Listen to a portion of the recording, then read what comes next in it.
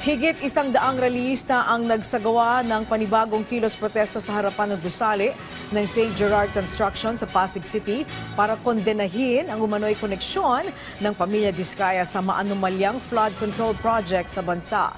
Si JM Pineda sa sentro ng balita, live. JM. Angeli, kung ikukumpara kahapon na may pagbato ng putik at paglagay ng mga spray paint sa kanilang mga gate, medyo mas mainahon yung mga rallyista na nagpunta ngayon sa tapat ng St. Gerard Construction dahil tanging mga drums lamang ang dala nila at malafesta nga itsura kanina dahil tanging pagsigaw lamang ng magnanakaw ang ginawa ng mga grupo. Pero isa lang din yung panawagan nila. Yan yung managot ang mga Diskaya, pati na rin yung mga kontraktor na nagdanakaw ng kaban ng bayan. Bitbit ang mga placards na may katagang kadiri ang korupsyon at ghost project sa papel, sports car sa garahe. Walang takot na ipinakita ng iba't ibang grupo ng kabataan kasama ang Akbayan Party List ang kanilang inis at galit sa pamilya Diskaya na sangkot umano sa maanumalyang flood control projects. Sumpuin panagutin! Sumpuin panagutin! Kadiring kurakot! Gaya ng ibang militanteng grupo, sigaw nila na dapat managot na ang mag-asawang Diskaya at iba pang mga kontraktor na bumulsa sa mga pondo para sa flood control projects. Hindi rin umano dapat palagpasin ito at singilin ang mga korap na ninakaw ang kinabukasan ng mga kabataan. Kumakalampag sa mga kagaya ni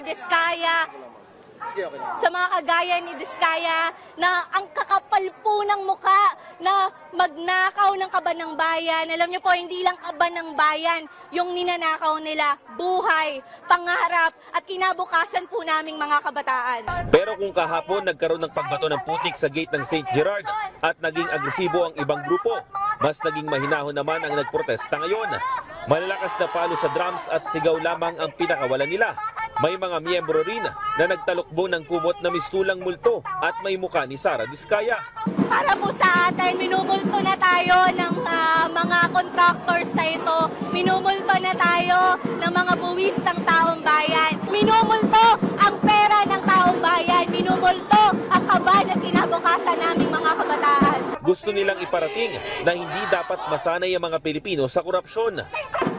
Tama naman po talaga na dapat magalit at ipakita natin ang galit nating mga kabataan ng ordinaryong mamamayan dahil hindi naman po normal ang ginagawa nila. At kami po sa Youth Against Kurakot, sa Akbayan at sa Akbayan Youth, nandito kami kasi naninindigan kami na we don't want to normalize corruption. We don't want to normalize the luxurious lifestyle of public officials. Siniguro naman ng Pasig PNP na magiging maayos ang sitwasyon at nilinaw ng pag-deploy ng mga kapulisan sa lugar ay para sa kaligtasan ng lahat. Keep on monitoring kasi we expect the worst. So kung may mga ganito na situations, DPNP will always be ready to protect everyone. Muli namang iginiit ng kampo ng Diskaya na hindi naman nagtatago ang mag-asawa. Katunayan, nandito lang umano sila sa Pilipinas. Kahapon nga ay kusa nilang isinuko ang natitira pang luxury car sa Bureau of Customs para isailalim sa inspeksyon. Sabi ko nga, Sir JM, sa lahat ng interview ko, wala po tinatago ang Diskaya, spouses Diskaya. At ang kagandahan nito, Sir JM, lahat, documented lahat po. Paglilinaw pa ni Samaniego, walang biniling luxury car sa ibang bansa ang mga Diskaya. Ang mga mamahaling kasing sasakyan nila, kung tutusin mo, wala naman locally made yan, Sir GM. Okay. Nanggagaling po yan sa ibang bansa through the authorized car dealers. So, kaya naman po sinabi ko na locally purchase sila kasi dito niya pinurchase talaga. Hindi niya in-import. Okay. Hindi niya in-import. Ang nag-import po niyan, yung mga car dealers po.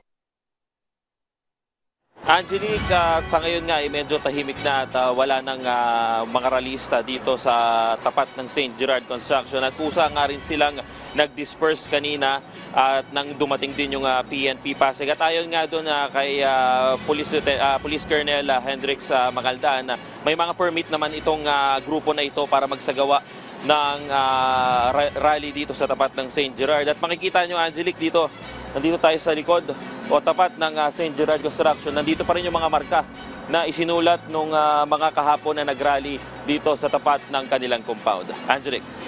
Okay, maraming salamat sa iyo, JM Pineda.